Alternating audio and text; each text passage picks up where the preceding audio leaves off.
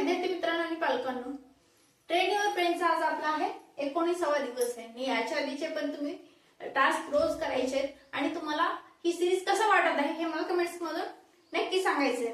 आणि व्हिडिओ जर आवडत असतील तर लाईक आणि चॅनलला सबस्क्राईब करायला विसरू नका। लहान असताना आंधळी कोशिंबीर हा खेळ कोण कोण खेळलाय बरं? हा काय प्रश्न विचारण्यासारखा आहे का? नाही ना? बरोबर आहे तुमचं, कारण आपण सगळेच खेळलो, पण ते खेळ आपल्या मेंदूसाठी किती फायदेशीर होता हे याचा कधी आपण कुणीच विचार केलाच नसेल, हो ना? मला माहिती आहे आपण केलंच नसेल, कारण ज्यावेळेस आपल्या डोळ्याला पट्टी बांधतो आपण त्यावेळेस आपल्या डोळ्याला दिसत नाही, त्यामुळे बाकीचे सेन्सेस ऍक्टिव्ह होतात। म्हणजेच काय, ऐकणं असेल, आपल्या स्पर्श असेल, स्पर्शावरून आपण ओळखायला लागतो की समोरची व्यक्ती काय असेल। ते एक अजून एक गेम असायचा आपण लहान असताना की टिकली मारून झाली, म्हणजे एक मुलगा म्हणजे दोन टीम असायची आणि त्याच्यामध्ये एक मुलगा म्हणजे दुसऱ्या टीम मधला एक मुलगा इकडच्या टीम मध्ये येणार आणि तो त्या मुलाचे डोळे बंद करणार आणि समोरच्या टीम मधून एखाद्या मुलगा किंवा मुलगी येऊन त्याच्या डोक्यावर असं म्हणजे कपाळावर अशी टिकली मारणार। म्हणजे असा खेळ मला वाटतं की मॅक्झिमम लोकांनी खेळला असेल, पण त्यावेळेस आपण असं मजेशीर म्हणून खेळायचो, पण त्या गोष्टी आपल्याला किती आपल्या मेंदूसाठी किती फायदेशीर होत्या कधीच आपण लक्षच दिलं नाही। पण आपल्या ते सगळे खेळ जे आहेत ना, एक प्रकार आपल्या मेंदूला आपण ट्रेनच करत होतो। तो एक खेळ तो पण खरंच खूप महत्वाचा होता, टिकली मारून जाणे, आणि दुसरं होतं ते आंधळी कोशिंबीर। तर आजच्या आपल्या खेळाचं नाव काय तर द ब्लाइंडफोल्ड सेन्सरी चॅलेंज। म्हणजेच काय, आंधळी कोशिंबीरच खेळायचे, पण आता आपण लहानपणीचेच खेळ बरं का, हो हेच खेळ खेळायचे, पण आता एका वेगळ्या पद्धतीने। तर आज काय करायचंय, आपण कुठलेही 4-5 टास्क तुम्ही घरी करा। आता मी ते लिहिले, ते डोळे मिटा आणि आपल्या ताटात म्हणजे आपल्या घरी जे आई असतील किंवा तुमची पत्नी असतील किंवा लहान मुलांसाठी त्यांची आई वाढणार, मग तर काय करा तुम्ही, ज्यावेळेस त्यांनी वाढणार असेल ना त्यावेळेस तुम्ही डोळे बंद करा आणि स्पर्शावरून ओळखा की आज कुठली भाजी केलेत, काय केलेत, आणि या सगळ्या गोष्टी तुम्ही ओळखण्याचा प्रयत्न करा। आणि दुसरी गोष्ट काय करणार आहात ती तुमच्या कपाटातली कपड्यांची घडी असेल ना तेही डोळे बंद करून करायचे। आणि तिसरी गोष्ट काय करणार तुम्ही तर एका खोलीतून दुसऱ्या खोलीत जायचं, पण अजिबात भिंतीला स्पर्श करायचा नाही।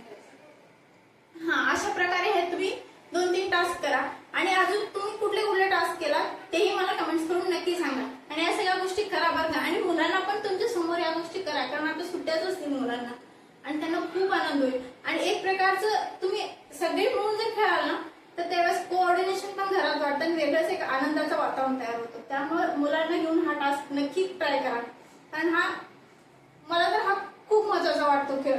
कारण ज्यावेळेस आपण खेळत होतो त्यावेळेस आपल्याला नव्हतं माहिती की या खेळामुळे आपले बाकीचे सेन्सेस सुद्धा ऍक्टिव्ह होतात आणि आपला मेंदू अधिक तल्लख होतो। तर त्याचे मी फायदे पण इथे लिहिलेले। तर याच्याने या खेळाने आंधळी कोशिंबीर या खेळाने तर आपलं काय, मेंदूची शक्ती वाढते आणि सतर्कता, म्हणजे आपण अलर्ट राहायला शिकतो। कारण आजकाल आपण मोबाईल इतकं वापरतोय ना, सहज जरी आपण कुठं प्रवास करताना किंवा बसमध्ये वगैरे पण तिथं आपण अलर्ट राहायला पाहिजे, पण तिथं आपण नाही करतच। तिथं सुद्धा आपण रील्स व्हिडिओज बघत बसतो। मेन म्हणजे तिथं पण आपल्याला कसं मोबाईल बाजूला ठेवून थोडा वेळ शांत बसायला पाहिजे। तिथं आसपास काही गोष्टी असतील त्याचं ऑब्झर्वेशन करायला पाहिजे।